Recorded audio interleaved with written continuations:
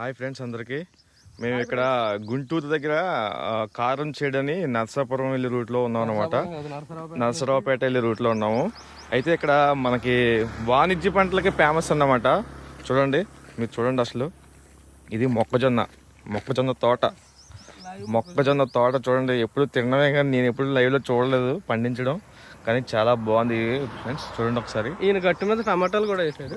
చూడండి, ఇది గట్టు వేస్ట్ అవ్వకూడదని చెప్పేసి గట్టు మీద టమాటాలు వేసాడు. చూడండి టమాటాలు చూడండి, గొట్టు అంతా టమాటాలు ఉన్నాయి.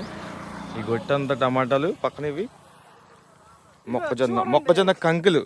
చూడండి, మొక్కజొన్న కంకే. ఇదంతా మొక్కజొన్న తోట. ఇది ఏదో గడ్డి మొక్క అనుకున్నాను నేను చూస్తే. ఇక్కడ అడిగితే ఏమంటారంటే, ఇక్కడ ఒక రైతుని అడిగితే ఇది ఓపెన్ చేసి చూస్తున్నాను. చూడండి, మీకు అర్థమైద్ది ఏంటంటే. ఇది అయినా ఓపెన్ చేయనా ఫ్రెండ్స్?